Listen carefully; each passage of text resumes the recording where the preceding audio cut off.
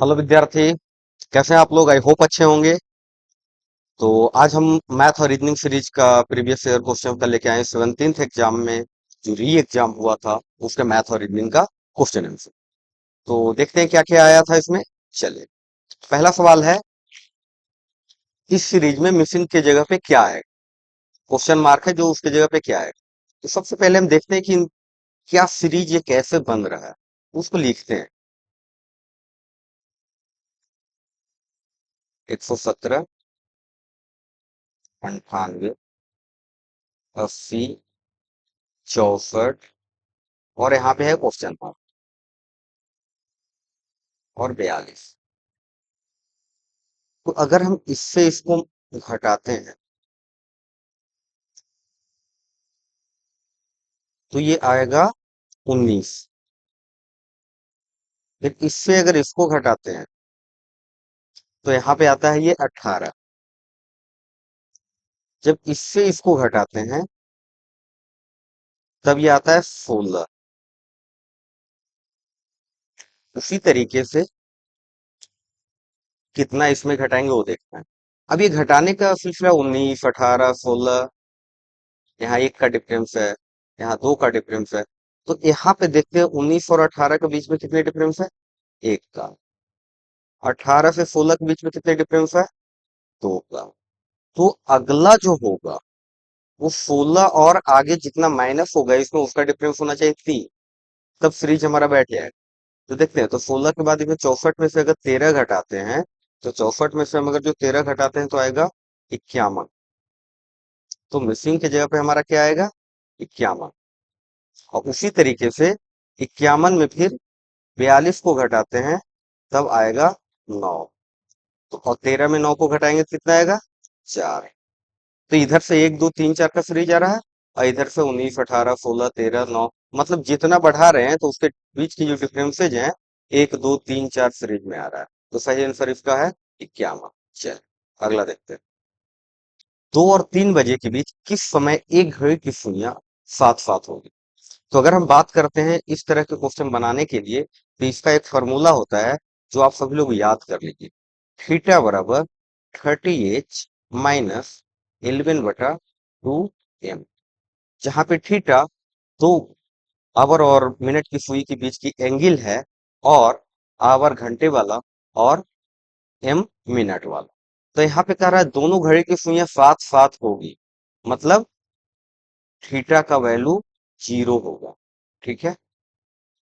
30h, H की जगह पे कितना है? 2 और 3 के बीच में। तो जब भी ऐसा हो तो लोअर एंड लेते हैं। 2 और 3 के बीच की बात कर रहे हैं तो लोअर वाला ही लेकर हम चलेंगे। तो 2 माइनस 11/2m, यही एम हमको निकालना है। इसको सोल्व कर लीजिए। 0 बराबर 60 माइनस 11/2m। 60, 11/2m बराबर 60। एम बराबर 60 × 2/11 बराबर 60 कितना होगा? 120/11। जब इसको हम ब्रेक आउट करेंगे तो ये आ जाएगा m बराबर 10×10/11। तो सही आंसर हमारा कितना हो जाएगा? इतना। और ये तो हो गया मिनट वाला। और घंटा वाला क्या है? जो दो था वही रहेगा। तो ये साथ साथ जो दोनों सुइयां होगी, 2:10 पूर्णांक 10/11 तक। सही आंसर है हमारा डी। चलिए आगे देखते। सर्किल का संबंध ऐसे है तो इसको लिखते हैं सबसे पहले। CIRCLE।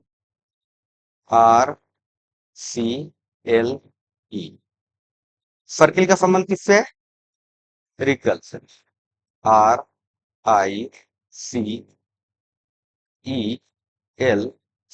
ये कैसे लिखा गया है उसी तरीके से हमें निकालना है। SQUARE।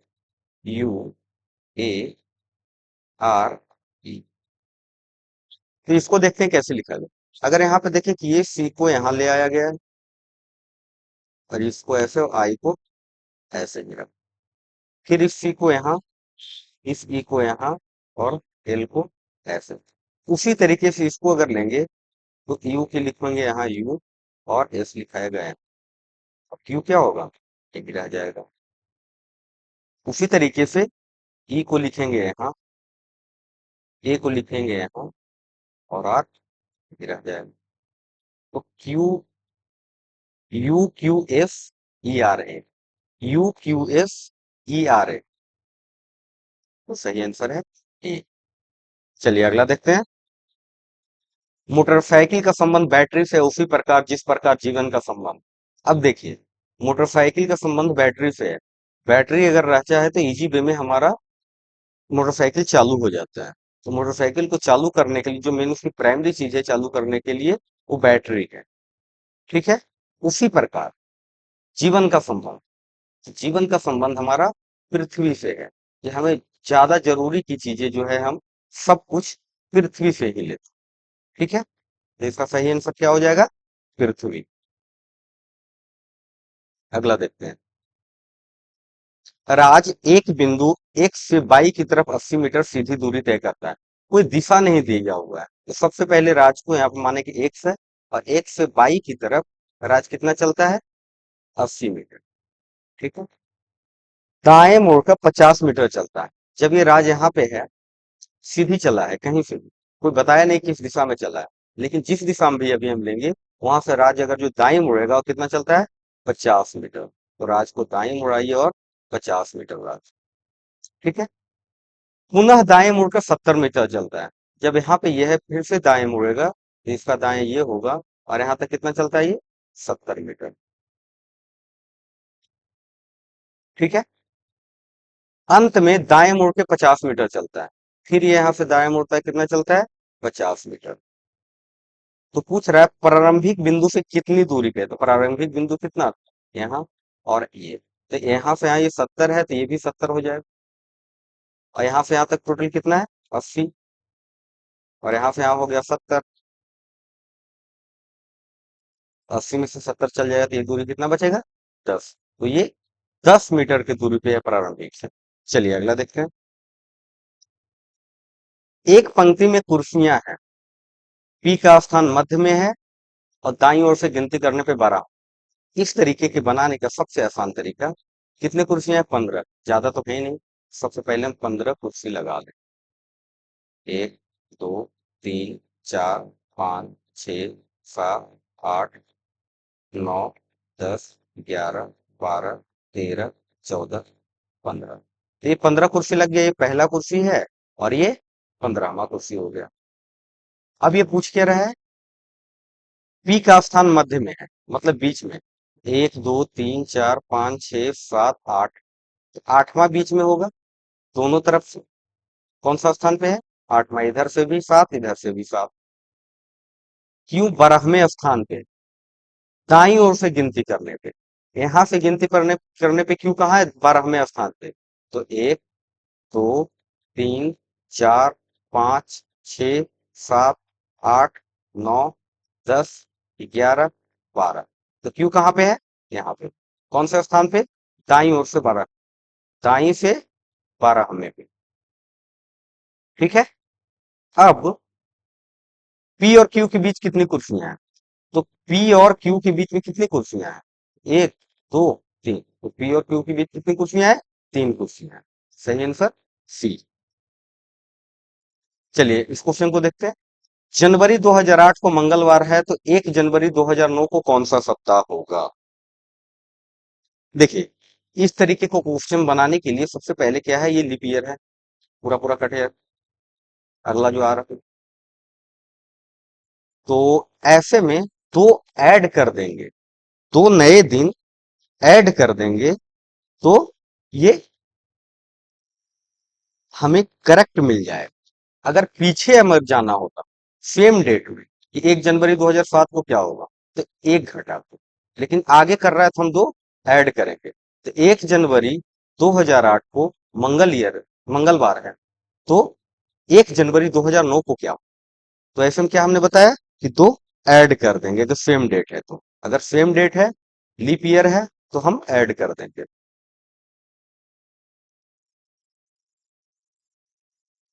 तो मंगलवार है,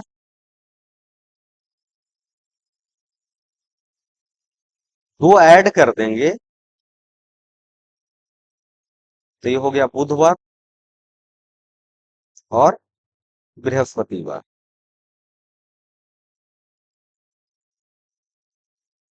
मतलब गुरुवार। बृहस्पतिवार को क्या बोलते हैं, गुरुवार भी बोलते हैं। तो सही आंसर हमारा क्या हो जाएगा, ये। तो कैलेंडर का आसान आसान से क्वेश्चन ऐसे पूछे थे। निम्नलिखित आकृति में कितने त्रिभुज हैं? देखिए, अम, हर किसी का काउंट करने का अलग अलग तरीका होता है। मैं इसमें सजेस्ट करूंगा कि आप ऐसे काउंट कीजिए। सबसे पहले क्या है, एक त्रिभुज बनाइए।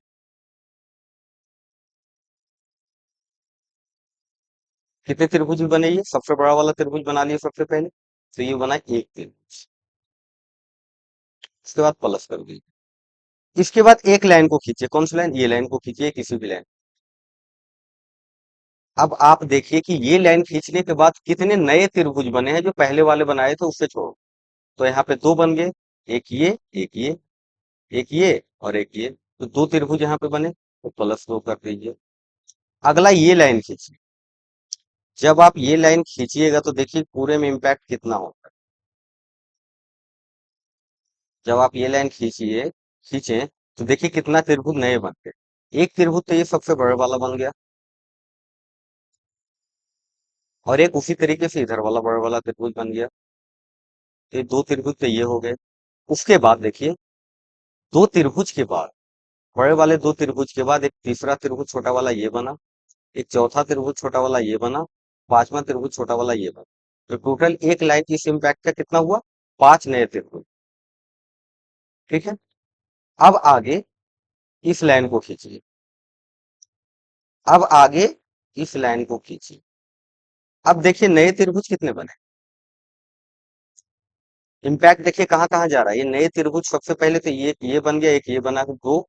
और इसी लाइन से मिलता हुआ इस लाइन के इम्पैक्ट से एक नए त्रिभुज बन गया ये। ठीक है। और इसी लाइन के इम्पैक्ट से नए त्रिभुज बन गया ये। तो टोटल इस लाइन में कितने बन गए, इस लाइन के इम्पैक्ट से त्रिभुज, एक, दो, और एक ये वाला तीन, और एक ये वाला चार। नए त्रिभुज कितने बन गए, चार। अब तो कोई लाइन है नहीं। जोड़ लीजिए सभी को, पांच चार नौ दो ग्यारह, एक बारह, टोटल बने 12 त्रिभुज। तो सही आंसर हमारा हो जाएगा ए। चलिए अगला देखते हैं। यदि सी बी का भाई है, सी बी का भाई है, सी को किसका भाई है, बी का। तो ये बी है और सी किसका भाई, बी और सी दोनों आपस में क्या है, भाई है। ठीक है भाई। आगे देखते हैं। बी ए का पुत्र है। बी जो है ए का पुत्र है। बी जो है ए का पुत्र है। किसका, ए का। ठीक है। टी सी का पिता है। टी जो है वो सी का पिता है। टी सी का पिता है, यानी ये भी इसका पुत्र हुआ। अब बता रहा है ए महिला है। तो ए का पुत्र है बी, तो ये एक महिला है, तो यानी इसकी मां होगी। ठीक है। और ये दोनों जब आपस में भाई, तो ये दोनों आपस में पति पत्नी हो गए। तो महिला है तो ए है, तो ए कौन है, ए, ये दोनों पति पत्नी हो तो डी की पत्नी हो जाएगी। ए डी की पत्नी है, तो सही आंसर सी।